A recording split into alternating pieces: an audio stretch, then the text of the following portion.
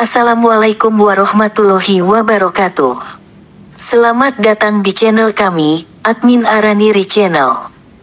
Saya senang bisa menjadi mentor kalian dalam pembahasan seleksi P3K tahun 2023. Bagi kalian yang tertarik untuk mendapatkan modul ajar, kami menyediakan file e-book PDF dengan harga terjangkau, hanya Rp50.000. Modul ini berisi ratusan soal pembelajaran yang dilengkapi dengan pembahasan lengkap, termasuk soal teknis kompetensi bidang, TKP, TIU, TWK, manajerial, sosiokultural, dan wawancara untuk semua formasi jabatan. Oke, sebelum kita memulai pembelajaran, mari kita awali dengan berdoa sesuai dengan keyakinan masing-masing. Sekarang, mari kita lanjutkan dengan tema pertama yang akan kita bahas.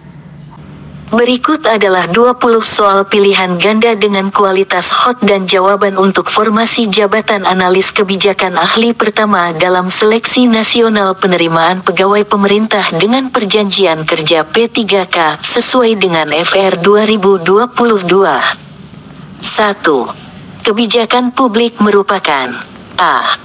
Konsep dasar dalam analisis kebijakan. B. Proses pengambilan keputusan oleh pemerintah. C. Cara pemerintah mempengaruhi masyarakat. D. Langkah-langkah pelaksanaan kebijakan. Jawaban A. Konsep dasar dalam analisis kebijakan. Pembahasan kebijakan publik merujuk pada tindakan atau keputusan yang diambil oleh pemerintah dalam rangka memecahkan masalah atau mencapai tujuan tertentu. Oleh karena itu, kebijakan publik adalah konsep dasar dalam analisis kebijakan sebagai dasar dalam mengkaji dan memahami kebijakan pemerintah. 2. Fungsi dari analisis kebijakan adalah A. Mengembangkan alternatif kebijakan yang lebih baik. B. Memfasilitasi proses implementasi kebijakan. C. Mengevaluasi dampak kebijakan yang sudah dilaksanakan. D. Menentukan tujuan dan sasaran kebijakan.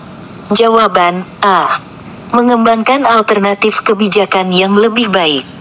Pembahasan, analisis kebijakan bertujuan untuk mengkaji dan memahami suatu kebijakan. Salah satu fungsi dari analisis kebijakan adalah mengembangkan alternatif kebijakan yang bisa menjadi solusi atau perbaikan dari kebijakan yang sedang berjalan.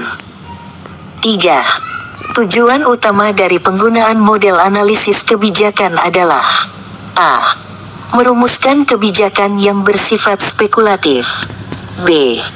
Menentukan variabel dan parameter yang relevan. C. Mengukur efektivitas kebijakan yang sedang berjalan. D. Memperoleh hasil analisis yang presisi dan akurat. Jawaban D. Memperoleh hasil analisis yang presisi dan akurat. Pembahasan, model analisis kebijakan digunakan untuk menjalankan suatu proses analisis kebijakan dengan memperhitungkan berbagai elemen, mulai dari variabel hingga parameter yang relevan.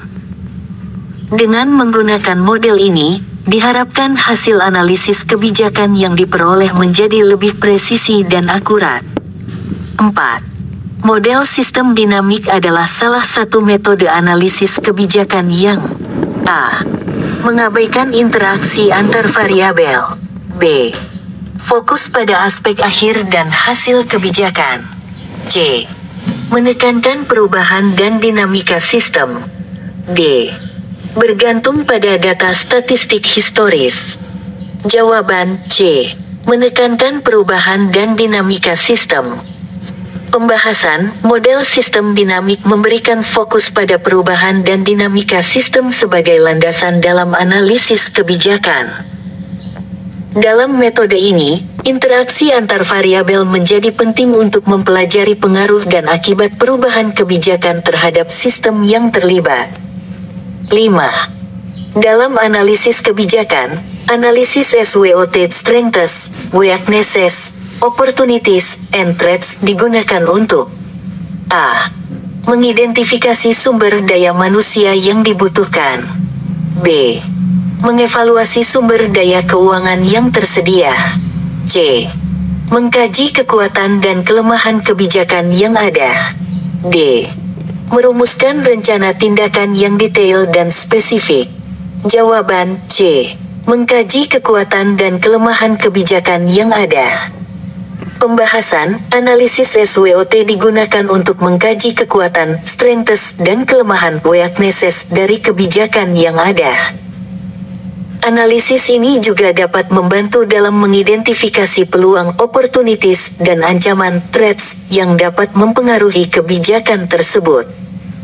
6. Analisis kebijakan yang dilakukan dengan melibatkan pemangku kepentingan stakeholder bertujuan untuk A. Meminimalkan peran pemangku kepentingan dalam pembuatan kebijakan. B. Menghindari potensi konflik dengan pemangku kepentingan. C.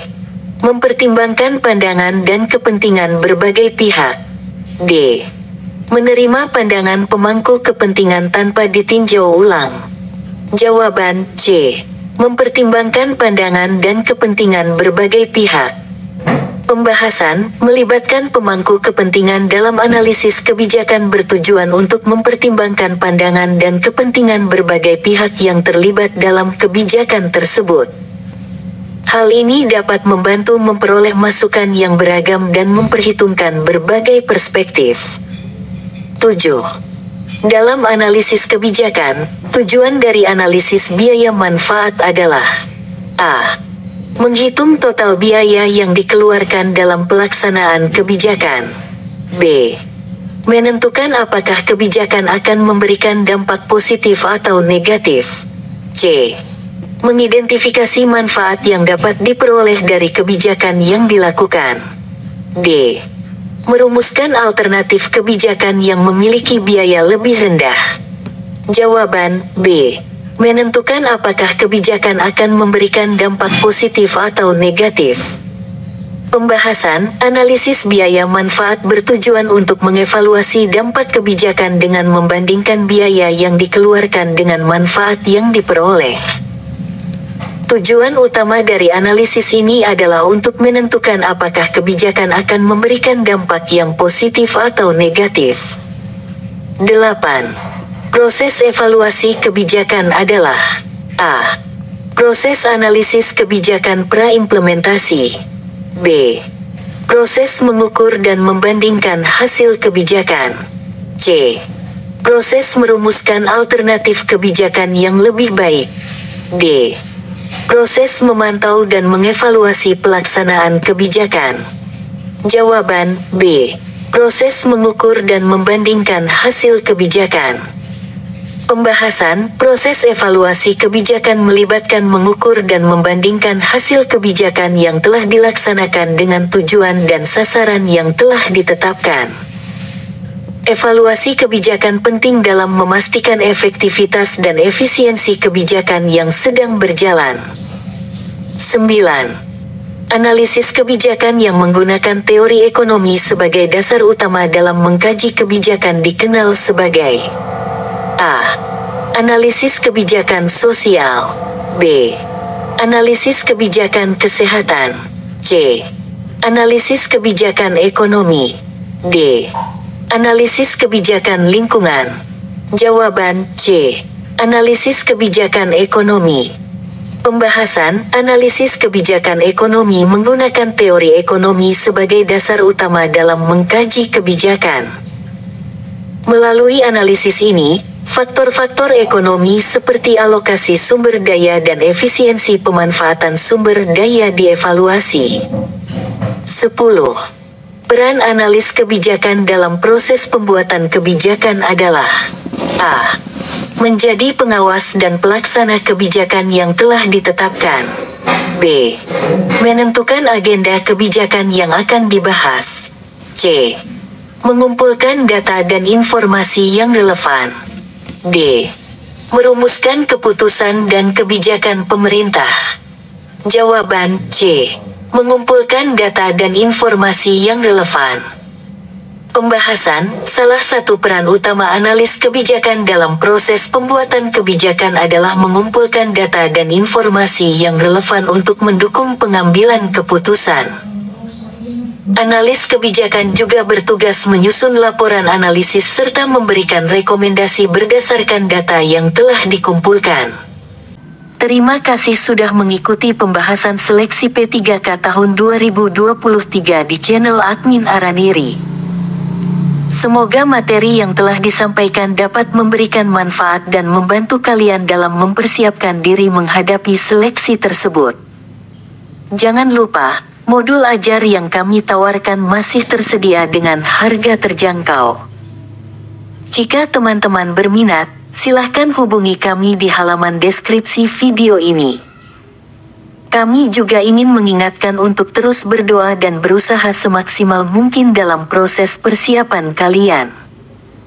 Kita tidak bisa mengontrol hasil akhir, tapi kita bisa mengontrol upaya dan pengetahuan yang kita miliki. Percayalah pada diri sendiri, dan terus berjuang untuk meraih impian kalian.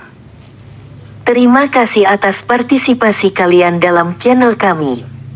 Sampai jumpa di video-video berikutnya di Admin Araniri Channel.